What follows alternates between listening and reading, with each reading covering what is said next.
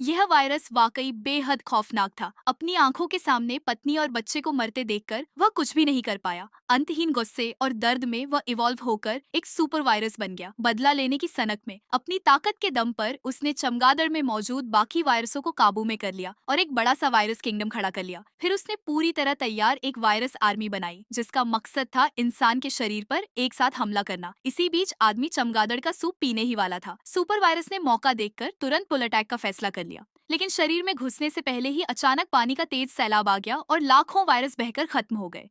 असल में आदमी हाथ धो रहा था। इतनी बड़ी तबाही के बाद भी सुपर वायरस रुका नहीं।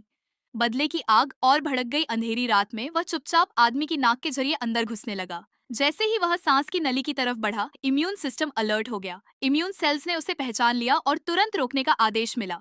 इम्यून सेल्स ने मिलकर रास्ता रोका ताकि वायरस अंदर न जा पाए, लेकिन उन्होंने उसकी ताकत को कम आंका। पल भर में पूरी डिफेंस टूट गई और इम्यून सिस्टम गिर पड़ा। आदमी गंभीर रूप से बीमार हो गया। हालात और बिगड़ते चले गए। सुपर वायरस तेजी से फैलने लगा। लोगों में बुखार, खांसी जैसे लक्षण दिखने लगे और पूरी दुनिया में डर फैल गया। लोग सैनिटाइजर्स और मास्क से संक्रमण रोकने की कोशिश करने लगे, लेकिन असर बहुत सीमित रहा। इसी संकट में एक टॉप साइंटिस्ट ने आखिरकार इस सुपर वायरस के खिलाफ वैक्सीन बना ली। वैक्सीन लगते ही इम्यून सेल्स दोबारा ताकतवर हो गए। उनकी क्षमता कई गुना बढ़ गई और वे सुपर इम्यून सेल्स बन गए। आखिरी टकराव में उन्होंने एक ही बार में सुपर वायरस को खत्म कर दिया। इंसानियत ने ये जंग जीत ली और जिंदगी फिर से सामान्य होने लगी। लेकिन एक अनदेखे कोने में मरणासन्न पड़ा वायरस फिर से म्यूटेट होने लगा। आगे इंसानों के लिए और कितनी मुश्किलें इंतजार कर रही हैं, कोई नहीं जानता।